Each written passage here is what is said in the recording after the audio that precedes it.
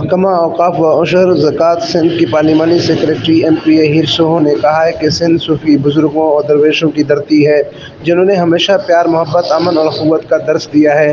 ان کی دی ہوئی تعلیم پر عمل کرنا ہم سب کا فرض ہے۔ بزرگوں کی درگاہیں روحانیت، فیض کی ندیاں، امن کا مرکز اور قیمتی اثاثہ ہیں جن کا ادب، احترام اور زائرین و عقیدت مندوں کو تمام سہولیات فراہم کرنا ہماری اولین ترجیحات میں شامل ہے۔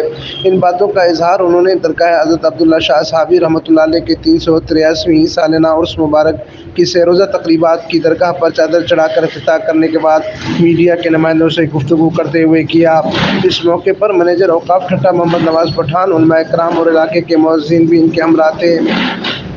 پارلیمانی سیکریٹری اوقاف سندھ ہیر سوہو نے مزید کہا کہ سندھ میں درگاہوں کے تقدس کو ہر صورت میں برقرار رکھا جائے گا اور کسی کو بھی درگاہوں کے احاطے میں غلط استعمال کی اجازت نہیں دی جائے گی۔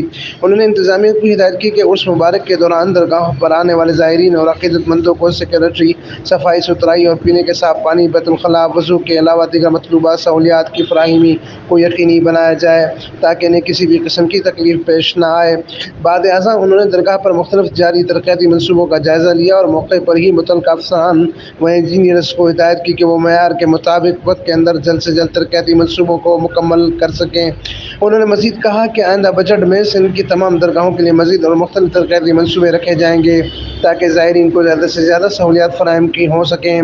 اس موقع پر منیجر اوقاف محمد نواز پٹھان و دیگر نے پارلیمانی سیکریٹری اوقاف سندھ MP ہیر سوہو کو سندھ کی ثقافتی اجرک کے تحائف بھی پیش کیے۔